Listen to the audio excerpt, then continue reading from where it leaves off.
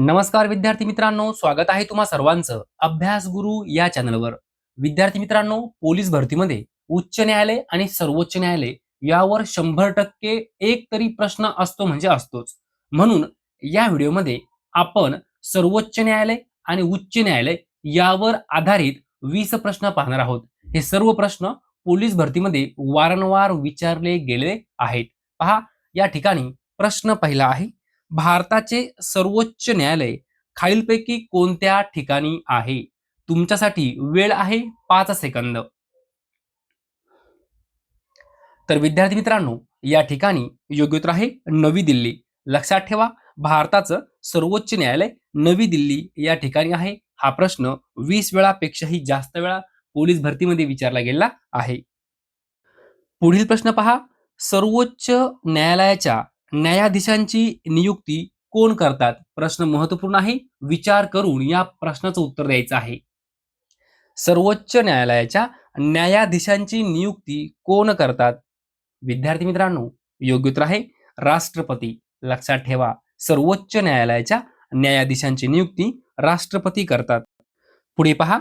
फौजदारी प्रक्रियेमध्ये सर्वात खालचे न्यायालय कोणते?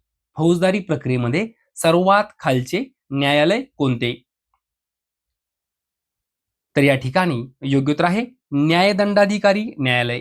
न्यायदंडाधिकारी न्यायालय, त्यालाच इंग्रजीमध्ये मॅजिस्ट्रेट कोर्ट असं म्हणतात. लक्षात ठेवा. भारतीय राज्यघटनेचा अंतिम अर्थ लावण्याचा अधिकार कोणाला आहे? भारतीय राज्यघटनेचा अंतिम अर्थ लावण्याचा अधिकार कोणाला आहे? योग्य उत्तर आहे सर्वोच्च न्यायालय. सर्वोच्च न्यायालय. पुढे पहा. भारतीय राज्यघटनेच्या कोणत्या कलमान्वये सर्वोच्च न्यायालयाची स्थापना करण्यात आली आहे? हा प्रश्न 50 वेळा पोलीस भरतीमध्ये विचारला गेला आहे. भारतीय राज्यघटनेच्या कोणत्या कलमान्वये सर्वोच्च न्यायालयाची स्थापना करण्यात आली आहे? विद्यार्थी मित्रांनो, योग्य उत्तर आहे कलम 124. कलम 124. पुढील प्रश्न पहा.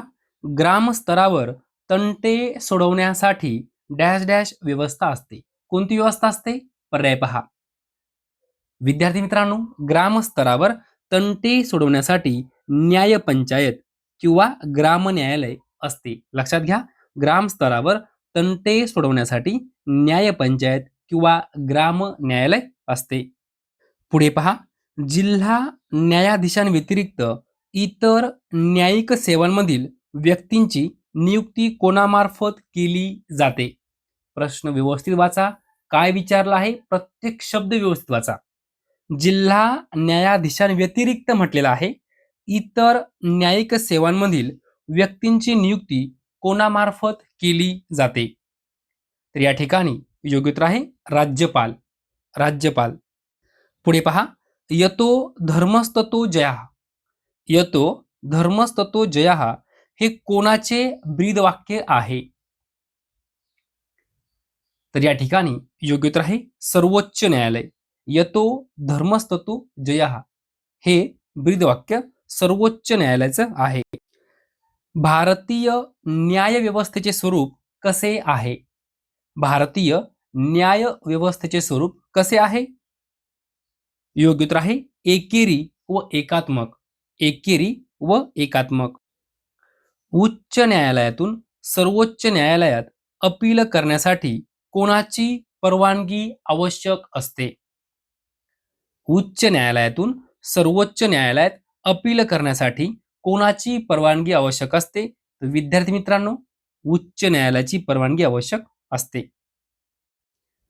भारतात सध्या एकूण किती उच्च न्यायालये आहेत? सोपा प्रश्न आहे. भारतात सध्या एकूण किती उच्च न्यायालय आहेत? योग्य उत्तर आहे 25. किती आहेत? 25. पुढे पहा. उच्च न्यायालयाच्या न्यायाधीशांचे वेतन डॅश डॅश निधीतून दिले जाते. उच्च न्यायालयाच्या न्यायाधीशांचं वेतन डॅश डॅश निधीतून दिले जाते. योग्य उत्तर आहे राज्याचा संचित निधी. लक्षात ठेवा, राज्याच्या संचित निधीतून उच्च न्यायालयाच्या न्यायाधीशांचं वेतन दिलं जातं. पुढे पहा, कौटुंबिक न्यायालय म्हणजे काय? Family court. कौटुंबिक न्यायालय म्हणजे फॅमिली कोर्ट कोणत्या प्रकारचे वाद सोडवते? योग्य उत्तर आहे विवाह आणि घटस्फोटाचे वाद. विवाह आणि घटस्फोटाचे वाद. पुढे पहा, सर्वोच्च न्यायालयाच्या न्यायाधीशांची संख्या वाढवण्याचा अधिकार कोणाला आहे? तर या ठिकाणी योग्य उत्तर आहे संसद. सर्वोच्च न्यायालयाच्या न्यायाधीशांची संख्या वाढवण्याचा अधिकार संसदेला आहे. उच्च न्यायालयाच्या न्यायाधीशांच्या बदल्या करण्याचा अधिकार डॅश डॅश यांना आहे. उच्च न्यायालयाच्या न्यायाधीशांच्या बदल्या करण्याचा अधिकार कोणाला आहे? योग्य उत्तर आहे राष्ट्रपतींना आहे. पण कोणाच्या सल्ल्याने विचारलं? तर सरन्यायाधीशांच्या सल्ल्याने.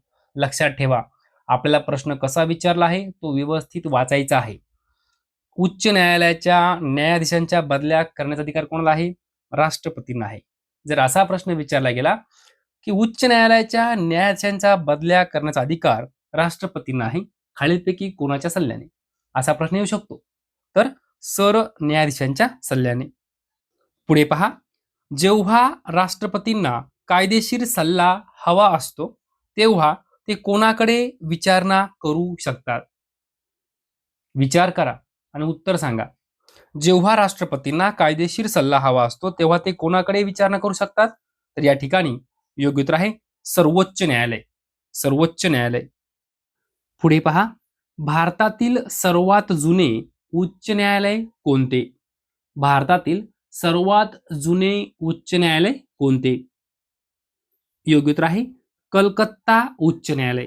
भारतातील सर्वात जुने उच्च न्यायालय कलकत्ता उच्च न्यायालय. पुढे पहा, सर्वोच्च न्यायालयाच्या न्यायाधीशांचे निवृत्तीचे वय किती वर्ष असते? महत्वपूर्ण प्रश्न आहे. सर्वोच्च न्यायालयाच्या न्यायाधीशांचे निवृत्तीचे वय किती वर्ष असते? योग्य उत्तर आहे 65 वर्ष. 65 वर्ष. पुढील प्रश्न पहा, मुंबई उच्च न्यायालयाची स्थापना कोणत्या वर्षी झाली? हा प्रश्न पोलीस भरतीमध्ये 20 वेळापेक्षाही जास्त वेळा विचारला गेला आहे. मुंबई उच्च न्यायालयाची स्थापना कोणत्या वर्षी झाली? विद्यार्थी मित्रांनो, योग्य उत्तर आहे 1862. 1862. पुढील प्रश्न पहा, उच्च न्यायालयाच्या न्यायाधीशांना पदाची शपथ कोण देतात? उच्च न्यायालयाच्या न्यायाधीशांना पदाची शपथ कोण देतात? योग्य उत्तर आहे राज्यपाल. राज्यपाल.